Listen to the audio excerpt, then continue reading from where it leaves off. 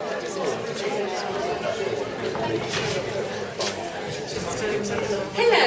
I've got a microphone, very big microphone. Apologies for the first slide. It should say disabled children and specialist services, not special services. So that's my first apology. Okay, so I'll just wait for the table.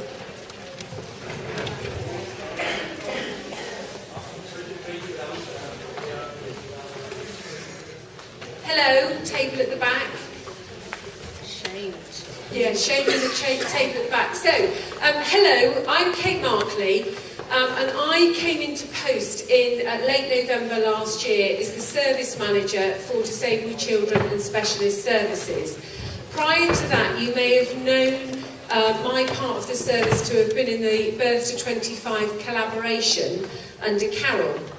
Well, what happened late last year is the local authority had to look at how it was aligning its services for special educational needs and disability within social care, preparing for adulthood. And the decision was taken to redesign by splitting the 3 service areas back into their professional expertise, but ensuring that the collaboration would continue, even if the service wasn't as one. So I am the person for social care. I'm the social care lead for special educational needs and disabilities, and I work really closely with Emily Williams-Jones in education and basically everybody that's involved with your children right the way through from 0 to 25. So I'm just going to talk you through my sort of PowerPoint here. Can I just ask, I really appreciate some of you may have had a really tough time out of my service. I've been privileged enough to sit with 2 parents today who've been telling me all sorts of things that I'm taking back. So I'll whip through this presentation, and then it's probably easier if we just do a question and answers thing after that. So the service, the bit I'm responsible for is all the social care involvement in your education, health and care plans, whether that's from social work or social care practitioners, and I coordinate a quarterly group of all the social care practitioners across the city that are involved in writing these plans. Because social care being involved in these plans is a relatively new thing, and we totally appreciate that we're on a journey to get that better and make sure that the other plans children are involved with, whether that's child in need plans or family in focus plans or family intervention plans, we want to make sure they link up, because there are many a plan for a child in Bristol, and it's much easier if we have it all funneling through one place. The other thing I'm responsible for is the social work. We've got 2 social work teams. I'll go into that in a minute. I do the family support and inclusion team, which is probably going to be a new team for a lot of you to hear about today.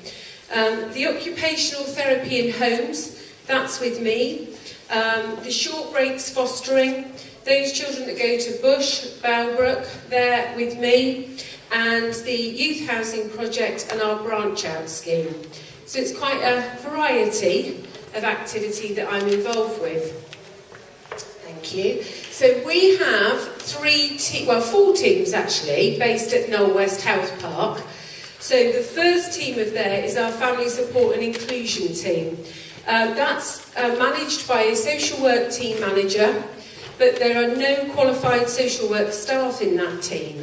They're the team that do the bridging work, so your young people can get into have inclusion and be involved in activities. We've got the social care practitioners that can be involved in assessment and processes for you to have personal assistance and direct payments, and they're all involved in contributions to education and healthcare plans. We have the 2 social work teams there that deal with statutory social work. So that's children that need child in need assessments under Section 17 of the Children Act, children that we need to protect using the child protection process, and any children involved in care proceedings with the family courts, that's dealt with through that team. Now, we've also got the occupational therapy team based there as well. We have a duty system there, and they all sit together So there's obviously a great big sharing of knowledge and skills across those 3 teams. And the idea is that they can respond proportionately to the needs of the family, whether they need a very light touch assessment because it's a carers assessment we're doing, to something far more complex because somebody's worried about child protection. No, not that one. I did that one. You're going back the wrong way. There we go. I've been hearing through the grapevine that one of the things a lot of families are worried about is the lack of social work involvement and social work assessment, because that's something a lot of people have been used to. You absolutely do not need a social worker to access the personal budget for a direct payment or to have the social care contribution into an EHC. We have social care practitioners in that family support and inclusion team that can do assessments that mirror, it's exactly the same paperwork that a social worker would complete. It's the same process, it's just a bit more proportionate for the child and family's needs. Thank you. So this is what we've got in that family support and inclusion team. So the main principle and underlying moral in that team is about giving parents choice and control about the direct payments, and for you to organise best how your needs of your child can be met. And I've been seeing things up here about how hard it is to find that personal assistant, and that's another conversation over here. But under the Act and the codes, this is what we should be doing, is promoting parents to have that choice and control. We obviously give the one-off grants to parents that need those on a yearly basis. And we've got the bridging workers in that team that work with the community resources, so your child can go to the local scouts, guides or activities in your community areas that may be really nervous about their ability to meet your child's needs. So the bridging workers get involved so they can be that link between you and them.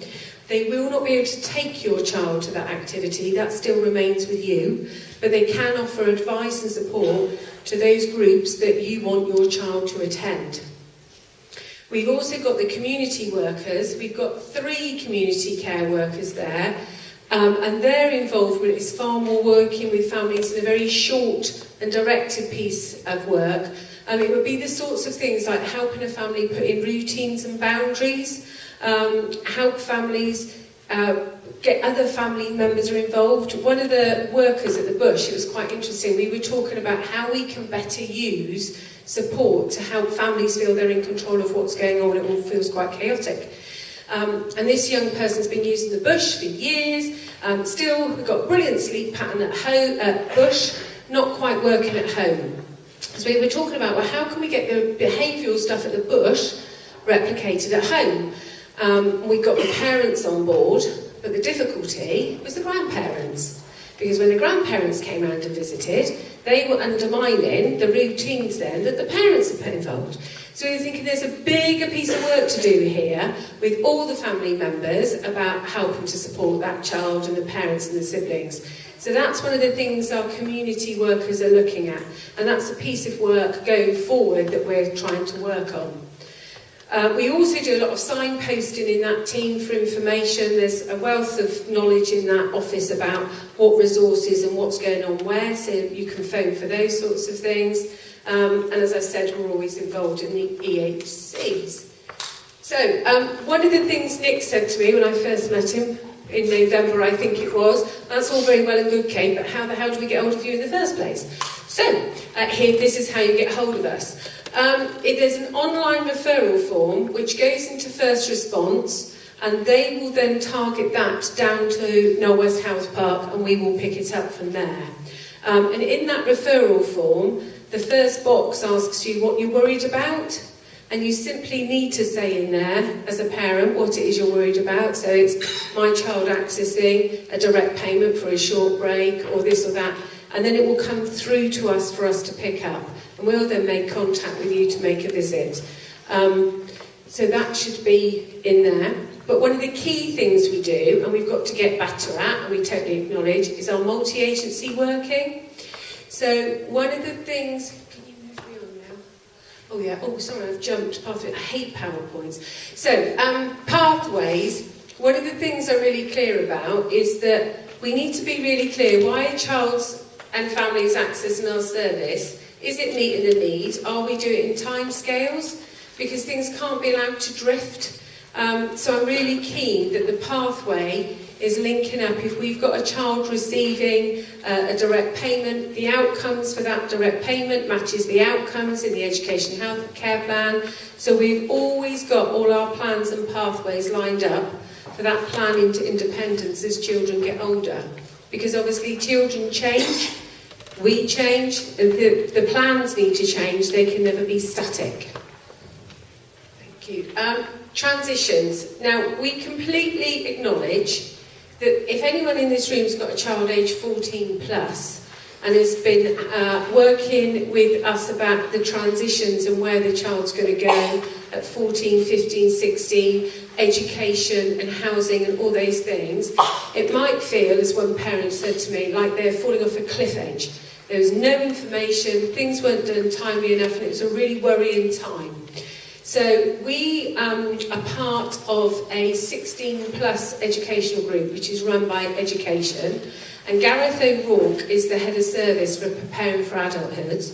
We listened to those views of those parents that were telling us about the cliff edge and the schools, and health, education and adults have actually got a piece of work going on about that process. So from the age of 14 plus, the Preparing for Adulthood team have said they will send a worker to that child's review for their health and education plan. So those conversations about moving along the journey can be taking place much earlier. We have got somebody looking into all our pathways because there's many a professionals meeting about resources, and we should know in August about how we're going to be looking at residential education placements and social care placements. So it's far more linked up. So you will know much earlier what the plan's going to be. We completely acknowledge this has all been a bit of a pickle really and needs sorting out. Okay, so multi-agency working is obviously what we do day in, day out. And I thought it might be helpful for you to know where your children are talked about. So one of the things is when we get the referral that comes into the duty system, we automatically call, with your permission, because we can't do this without your consent, we call whoever's involved in education and health so we can get a background of what services are already going on and how it all links together. Now, sometimes, for the majority, that's all we do really. We complete the assessment, you have a copy of the assessment and the plan, and off we go and everything works hunky-dory. But for some time, some of the professionals working with your child may feel what they're doing isn't good enough and we need to do something a bit different. Or the behavioural issues are escalating at home, the strategies we're putting into place, they're not quite doing it, and you as parents are really worried about what's going on. So we have every month a complex needs group, and this group is for the professionals to come to. They will have got your permission first, and it's to talk about their strategies aren't working, what can we be doing better? And we've got people from the learning disabilities team, psychologists from CAMS, I'm there, the manager from social care, Emily Williams-Jones goes from special educational needs, and we just talk about practical strategies about what we can do. And if any of you have heard about Freddie Jackson Brown's project within health about accessing his work with CAMS, that's the referral pathway for that project. After that, that stands alone, and that might be enough then. That's all that needs to happen. We needed to change a bit, add a few more services here, put in a bit of additional stuff there, and that can be enough. Another multi-agency meeting we have is the Child's Resource Panel for Specialist Services. So the same kind of people attend, but also the manager of the managers of the Bush, Balbrook and Fostering, Claire, and Ali, who is the manager of the Family Support and Inclusion team, and Joe from Bristol Autism team. We sit in a meeting and look at all the assessments where we are being asked to put in fostering, short breaks, direct payments, All that kind of stuff comes through that meeting. And what we do is look at the child's education and health care plan in that meeting, as well as all the other information we've got, to make sure we're focused on what we should be doing. So we meet monthly as well. And then another monthly meeting that happens is the joint agency panel for any child that's having residential education and social care provision. So we've got 3 lots of multi-agency meetings, as well as the Plan B multi-agency. So my last slide is my work I'm doing with Nick, really. So one of the things I've been reflecting on since I've been in post for 6 months is the learning about what we're going to do better going forward. I know that some people have had really great services and think it's all fine. Some people think it's an absolute nightmare and you can't get through to my staff no matter how many times you phone up. And some people are a bit in the middle.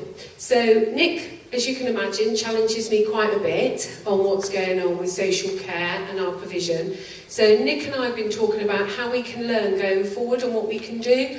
And one of the things we've thought about is whether what we should do for a period of once a month is social care to meet with parent carers to talk about how the change of care planning is happening, how we're drawing things together, where we've got examples of really good working together and where we need to make things better.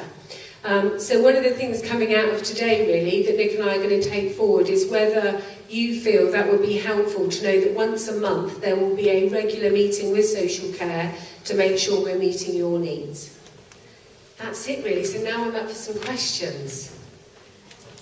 Thank you very much. So, is there any questions? Hello.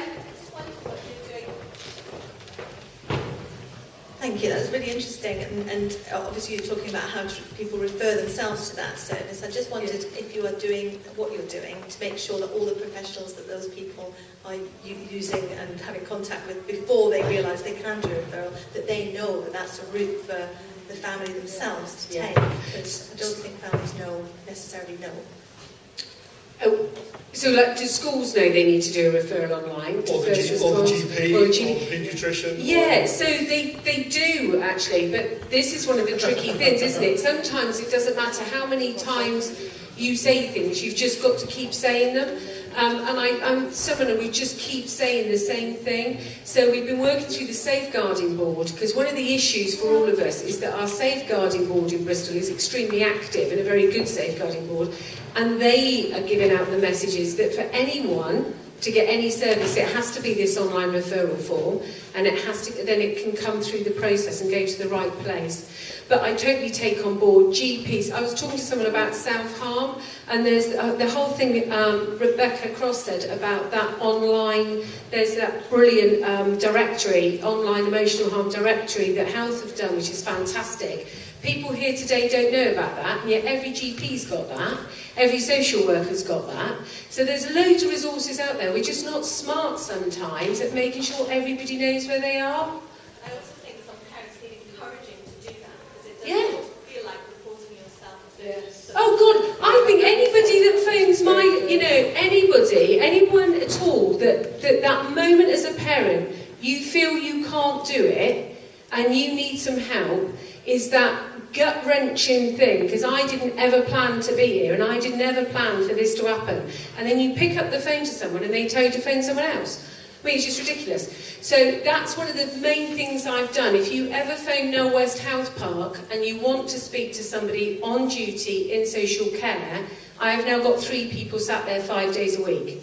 Because I think that first phone call you make, it might be that we send you to findability through the signposting. It doesn't matter if you think you need to talk to somebody about what's going on to make sure you're getting the right services or you need some support. Somebody's there now at the end of that phone. Sorry, Kate, there was another question here.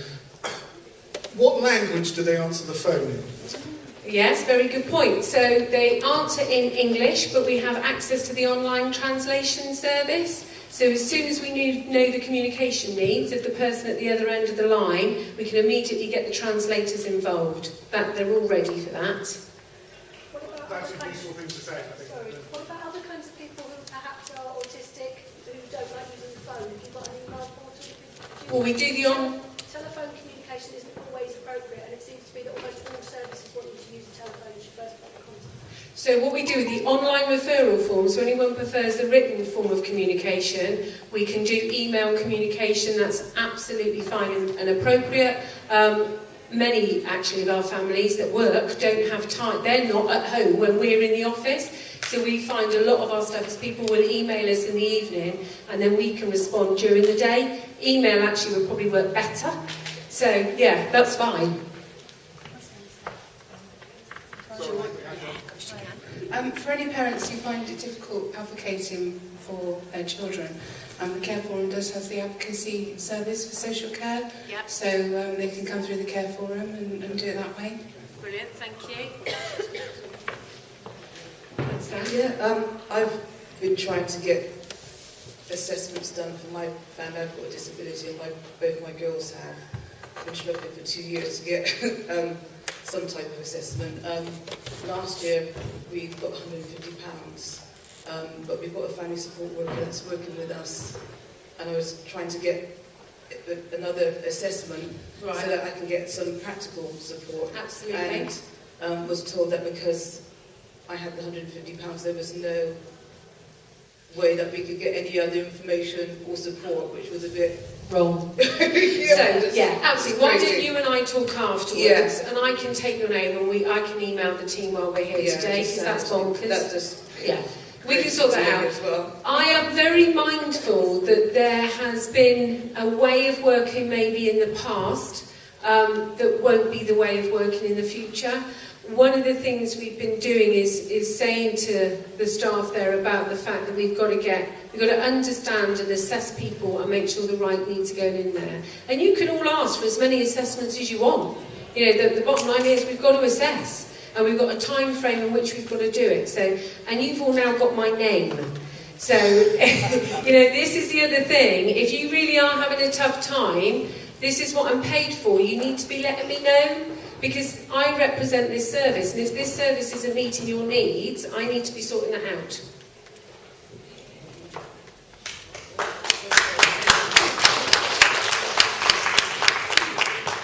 I'd just like to ask in particular what kind of access there is for mental health services for children of primary school age, because I know there's off the record and all that sort of thing for kids once they hit high school.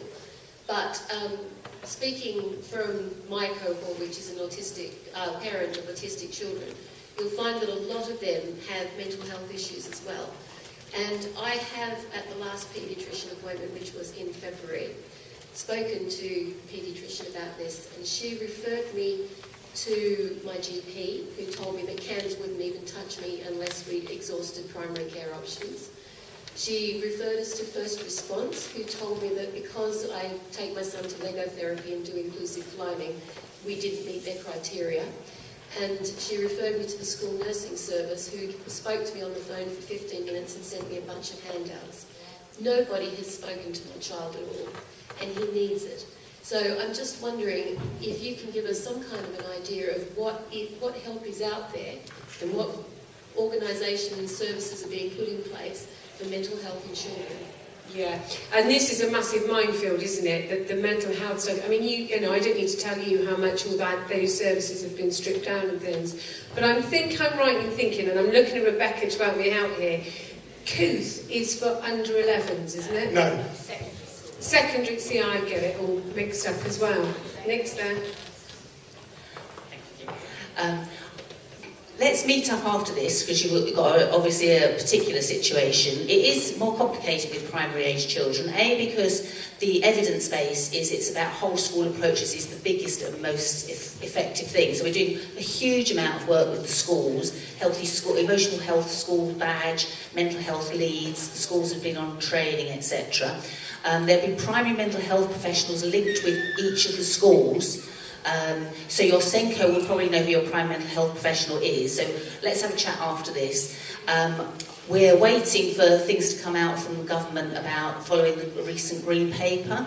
And we are really, really keen to see what that says, because I think that will be talking about teams of people working in schools as mental support workers. So we're really keen on that. But link up with me after this and we'll talk further. I think one of the issues as well is that Rebecca and I and Emily have quite strong conversations about is how we are trying to always think outside the box about how we can address needs like that. When, it's sometimes it feels like, oh, and there's another thing, and that's going to be later, and there's going to be this. And I completely can see from a parent perspective, you want something sorted now. The schools as well, and following on what Rebecca was saying, in Bristol we're going to be having teams around the school. Because we've changed our, with the Strengthening Families approach in Bristol, going forward in September, each of the localities, north, south and east, have weekly meetings about young people in schools that are, showing very worrying behaviours. And one of the things they will then be doing is looking how we can support the school to support the child and the family, because sometimes children don't like to see lots of different people and lots of different professionals. And one of the things we really recognise is sometimes we're better off supporting who is already working with that child rather than introducing yet another stranger.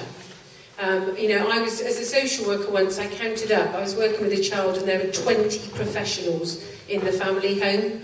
Which, that's mind-boggling, isn't it? So we're talking to children about stranger danger, trusted adults, all the rest of it, and there was 20 of us tromping through.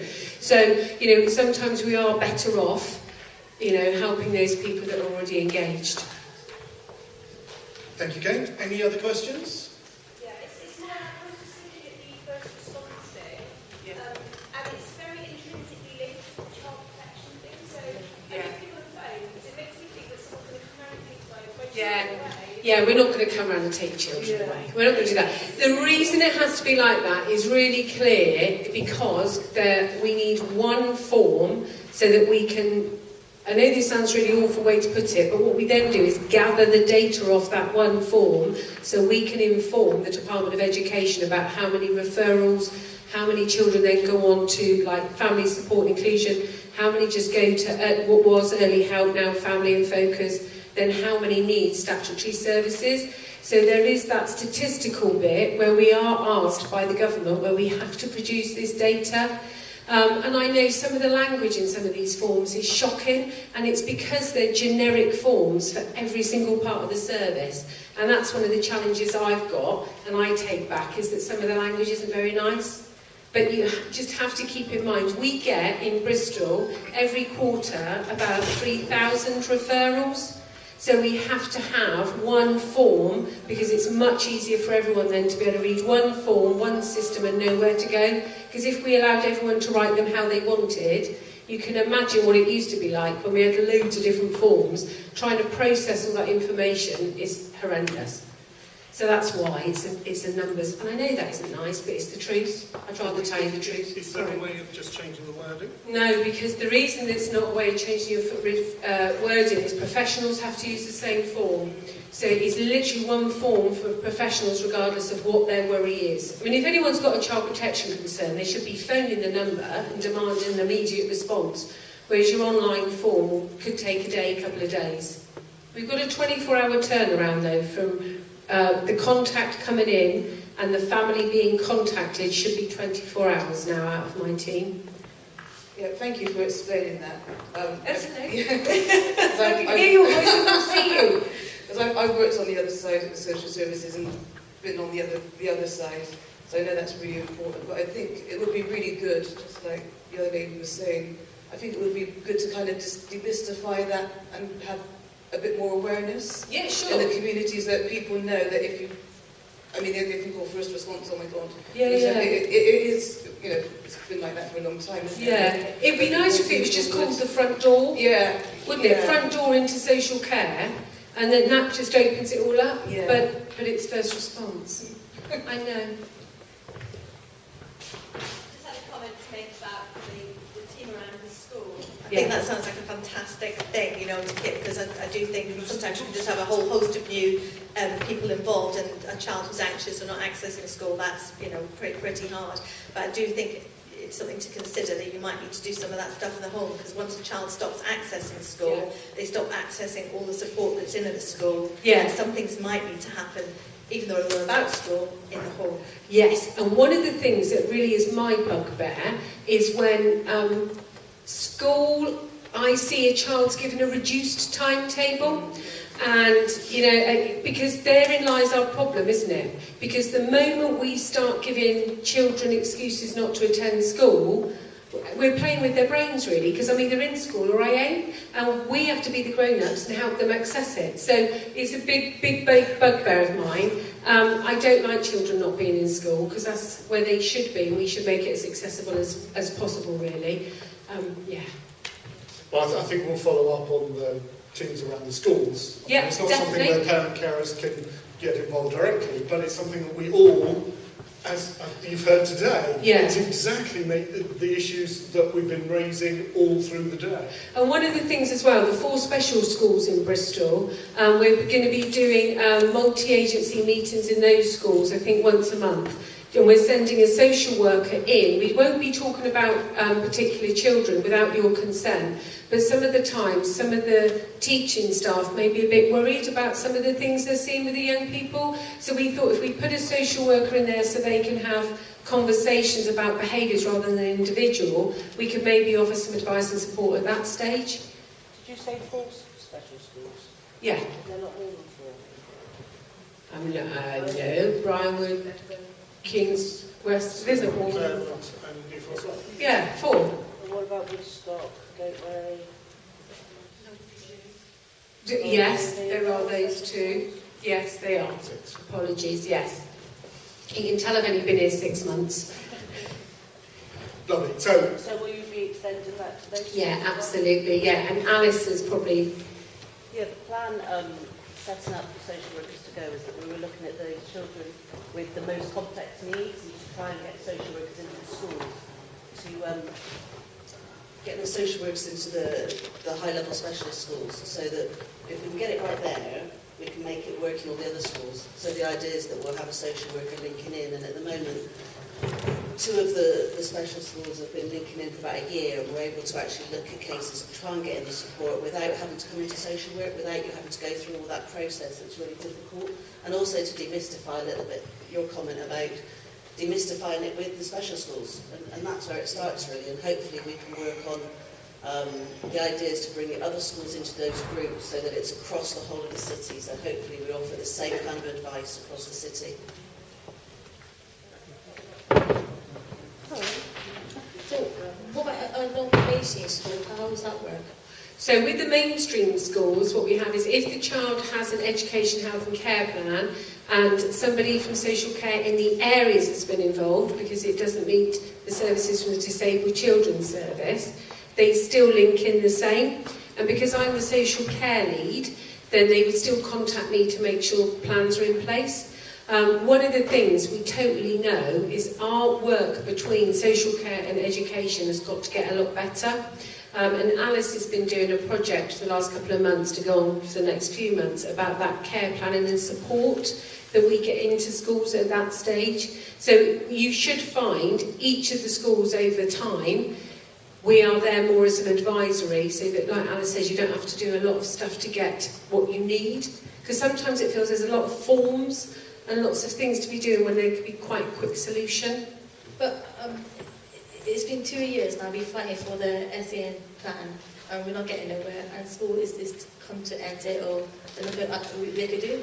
Yeah, you see, our trouble in social care is we are not part of special educational needs team. So what will happen is those special educational needs advisors, they deal with that within education. My world is the social care world. And I don't want to sound like I'm not interested. I can't, you know, I would be fighting everybody's battles. But I've got to be really clear on the social care needs of children, and then Emily can battle for the special educational needs stuff. That's fair to say. So I'm looking at my education colleague there, thinking, yeah. I think if we just take that one last, and then we can wrap up. Hello, thanks Kate. Just to say, parents, you can seek an EHC needs assessment even if your school isn't going that mile with you. You can go direct to the Sandia service, you can go to IPSI. There is, IPS is easy on Google, Support for Parents is easy on Google, and it's in your information pack. What I wanted to say to Kate is, if you could get that team around the school information that the Senko must put it into the Send Information Report. Every school must publish a Send Information Report, should involve their parent body in reviewing whether the Send Information Report is telling parents how to access help if they've got a concern about their child in a school. Great, I've just asked someone, I don't know the chap's name at all, but I just know he works in Emily's team. Jeremy works in Emily's team. I just said, can he take that back to Emily to make sure that's there? That's it. Right, thank you all. Thank you very much indeed, Kate. So hopefully that's also some positive pointers on where to go under some circumstances, and an example of actually there are moves to make things easier. So I just want to say thank you very much indeed for all your time. I think there have been some great conversations happening. I'm not sure which order we're going to do this in. Do you want to do that now? I would like to do this. You want to do that now? Thank you very much. Just a small appreciation, token of our appreciation for Nick and all he does as Bristol Parent Carers Chair, running the event, organising everything for us, organising us, making sure that we truly are shaping the future together for our children, which is why you're all here today. Thank you for coming, and thank you very much. That's lovely, thank you very much. And just as a side point, there was even a discussion of whether, as a bloke, I wanted flowers. So, just to wrap up, to make sure that we capture all your concerns. This is what today is about. I hope you've been able to talk to the people that you need to talk to. If there are still some issues outstanding, Jeremy is not going to get out very quickly, I suspect.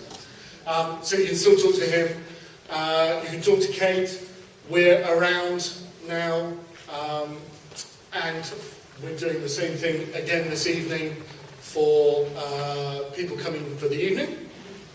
And we'll see the same things. But please, if you have still concerns, thoughts, things that have triggered, write them down on the post-it notes, put them on any of the boards on the side.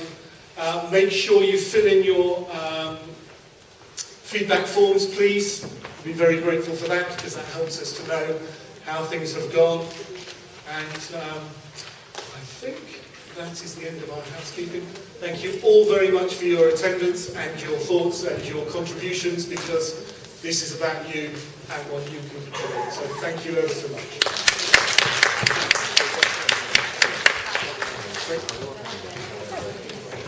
I'm sorry, as a good reminder, there's Health Watch and Carer Support Centre, stalls and Bristol Parent Carers over at the back if you want more information. There's loads of stuff there that will help you answer some more of your questions if you still have them.